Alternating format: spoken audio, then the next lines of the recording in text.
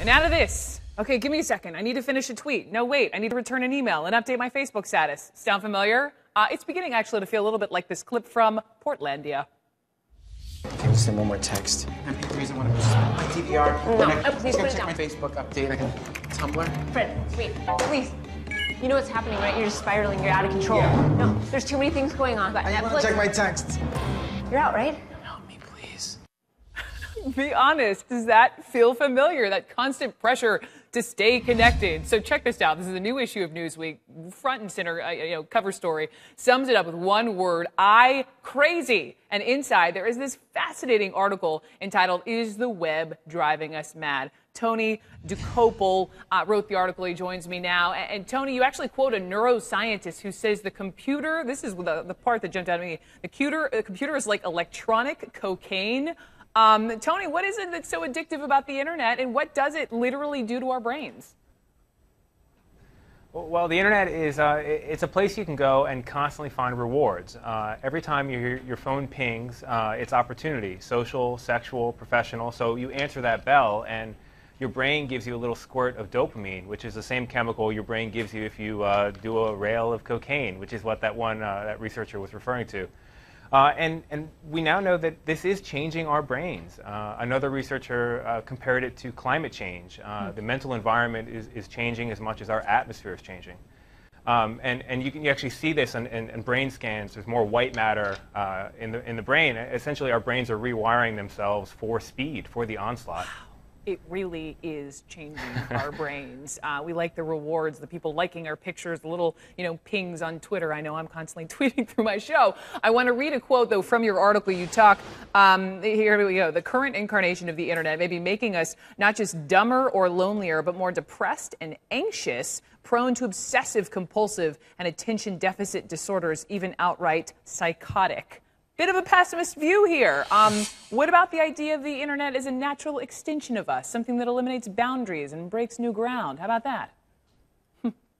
Well, it's certainly all those things, and a lot of people wonder, well, isn't this just another technology? 50 years from now, won't it be seen as normal the way television is or the telephone?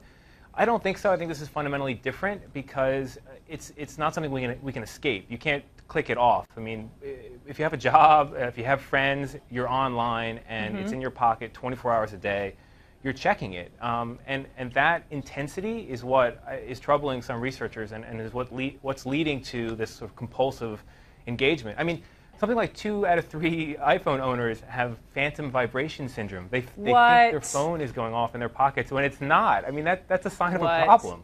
I mean, as you've been talking to me, Kyle, I'm just going to out you. My floor director has been checking his phone. Obviously, we're not entertaining enough for him. But the point is, I wake up first thing in the morning. I, pull my laptop up in bed. Yes, I do. I'm checking my email before I go to bed. I mean, sure, I'm connected for work, but I mean, it takes me, when I go on vacation, I'm just being brutally honest, it takes me a couple days to wean myself off of not being connected constantly. How do we know, Tony, if we have a problem? And the fact is, you still are connected, right? Yeah. I mean, well, how do you know? I mean, okay, so when you go online, you should be pretty goal-orientated, right? If you find hours disappearing and you look up and you don't know what you did with them, that you may have a problem. If you can't stop, you might have a problem. I mean, it's one of those, if you look in the mirror and you read this article and then you look in the mirror and it resonates with you, you may have a problem. Right. Yeah. But it's actually a good question. I mean, researchers are trying to figure out whether or not this is something that can be diagnosed through a simple test, right? It used to be that if you were online more than a certain number of hours a week, more than 38, I think, was an early number, then you might have an issue. But of course, we go over 38 hours by Tuesday. So we have to look at it qualitatively now. But this is very real. If you think it's changing your life for the negative, then you have a problem. But this is very real because you point out in the DSM, what is it, the DSM next year, they're actually going to have an entry for, what is it, internet addiction? Right. There's never been a category of problems, human-machine problems, so people relating to machines in problematic ways, and it's now going to be in the appendix. It's not in the DSM proper yet, but it's in the on deck circle. Okay. It's on its way there, and overseas it's considered a national health crisis. Like 30% of teenagers in China, by some estimates, have a problematic relationship with the web.